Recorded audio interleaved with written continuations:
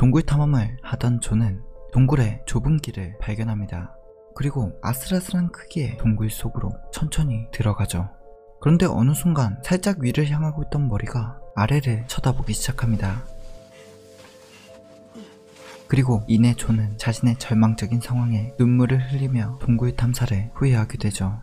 2009년 당시 26살이었던 존 존슨은 버지니아 대학의 의대생이었고 사랑하는 아내가 있었습니다. 그리고 눈에 넣어도 아프지 않은 한 살 배기 딸이 있었으며 아내는 둘째 아이까지 임신하는 축복을 받아 남부러울 것 없는 삶을 살고 있었죠. 존은 2009년 11월 24일 돌아오는 추수감사절을 맞아 아내와 딸과 함께 자신의 고향인 유타주의 스탠스베리 파크를 방문합니다. 오랜만에 고향을 방문한 존은 자신의 남동생인 조씨와 어렸을 적 아버지를 따라 자주 다니던 동굴 탐험을 추억하게 되고 결국 자신의 남동생인 조씨와 친구 9명과 함께 인근에서 유명한 너티퍼티 동굴을 탐험하기로 하죠. 해당 동굴은 1960년대 데이 그린이 처음 발견한 동굴로 동굴 내에는 위험한 통로들이 존재하고 있어 동굴 탐험가와 보이스카우트 학생 등이 갇히거나 죽을 뻔하는 사고가 이어진 위험한 동굴이었습니다. 그러나 의뢰 그렇듯 위험하다고 하면 더욱 사람들이 몰리는 경향이 있어 매년 5,000명 이상의 방문객들이 찾아왔고 밤늦게 동굴에 들어가는 사람들 때문에 적절한 안전 조치를 취하지 못하는 경우도 늘어갑니다. 그리고 동굴의 인기로 인해 동굴 내부의 암석이 과도하게 평탄해져 방문자의 사망 가능성이 제기되어 2006년 5월 24일에 문이 설치돼 폐쇄된 동굴이죠. 그런데 그랬던 동굴이 4년이 지나 2009년 5월 18일에 안전예방 조치를 한 후 다시 개방이 됩니다. 존 일행이 너티퍼티 동굴을 택한 이유도 한 번도 경험해보지 못했던 동굴이 최근에 다시 개방되어 매력적으로 다가왔기 때문이죠. 그렇게 일행들은 오후 8시에 동굴에 도착하게 되고 각종 안전장비들과 동굴 지도를 가지고 동굴 탐사를 시작합니다. 동굴 탐사는 모든 게 순조로웠습니다. 1시간가량 탐사를 하며 일행들은 가장 큰 방인 빅슬라이드까지 도달하게 되죠. 그러나 존, 조씨 그리고 2명의 친구는 더 큰 도전을 하길 원했습니다.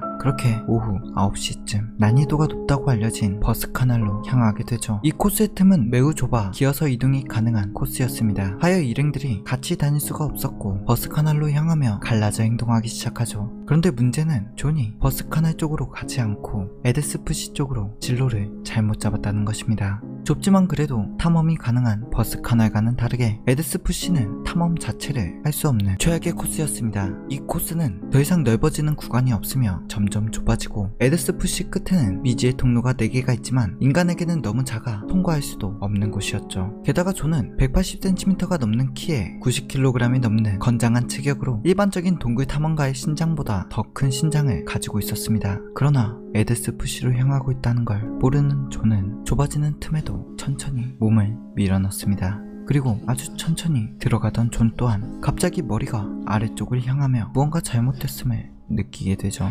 입구의 구멍이 위를 향해 있던 탓에 머리부터 들어오게 된 존은 다시 돌아가기 위해 복부에 바람을 빼고 앞을 손으로 밀어냅니다. 그러나 애석하게도 중력의 힘을 받기 시작하며 빠져나가려 할수록 틈 사이에 끼기 시작하죠. 그렇게 존의 절망은 시작되었습니다. 존을 처음 발견한 사람은 근처에 있던 동생 조씨였습니다. 조씨는 자신의 형을 빼내기 위해 다리를 잡고 잡아당겼으나 그럴수록 존은 점점 틈 사이에 끼기 시작했고 상황은 점점 더 심각해집니다. 조씨는 자신이 해결할 상황이 아니라 판단하고 빠르게 나와 친구들에게 상황을 알린 뒤 동굴 밖으로 나와 911에 신고를 하게 됩니다. 그 사이에도 존의 몸은 조금씩 아래로 밀려 들어가고 있었고 존은 엄청난 공포감에 휩싸이게 됩니다. 친구들은 그런 존의 심리 상태를 걱정하여 최대한 안정을 취하게 곁에서 돕습니다. 그렇게 몇 시간이 지난 후 새벽 12시 30분 첫 구조대가 도착합니다. 처음 동굴에 진입한 구조대원은 수지 무톨라라는 여성이었습니다. 그녀는 작은 몸을 이용해 좁은 동굴 속을 빠르게 들어가기 시작했고 그리고 새벽 1시에 수지는 존의 신발을 발견하게 되죠. 수지는 존에게 물을 주며 상태를 묻습니다. 다행히 존은 삶의 의지를 꺾지 않았고 나가고 싶다고 말합니다.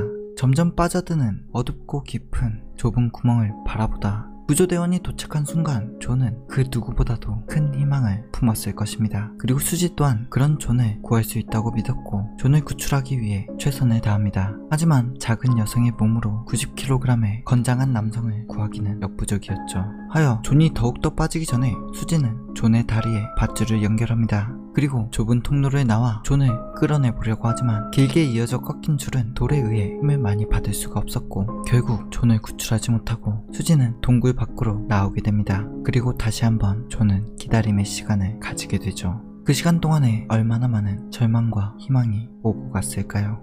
밖에는 100명이 넘는 구조대원들이 도착해 있었고 존을 구할 방법을 모색하고 있었습니다. 폭발물이나 드릴 등 그러나 어떠한 방법도 존을 안전하게 구출하기 힘든 방법들이었죠. 하여 기존과 같이 줄을 이용하기로 하고 돌들의 마찰을 없애기 위해 풀리를 설치하기로 합니다. 하지만 풀리를 설치하는 시간도 만만치는 않았기에 존의 심리 상태를 케어하기 위해 구조대원 한 명이 존에게 말을 걸기도 하고 크리스찬인 존과 같이 찬송가를 부르기도 하며 계속 붙어 있었습니다. 존은 자신의 딸, 임신한 아내를 말하며 흐느끼면서도 살고자 하는 의지를 보였죠.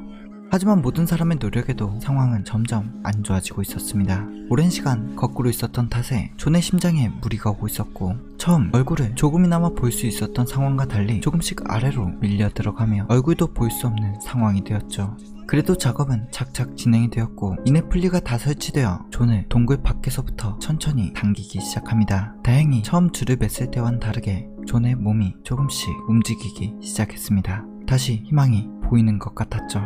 그런데 설치한 풀리가 힘을 받기 시작하며 하나둘 무너지기 시작합니다. 그리고 무너진 풀리로 인해 더욱더 깊은 곳으로 존이 빠지게 되어버리죠. 존을 구하기 위해 노력했던 구조대원 그리고 희망을 가지고 버티던 존에게 다시 한번 절망이 찾아오게 됩니다. 그래도 이 절망적인 상황에 다행인 것은 존이 무사했다는 것입니다.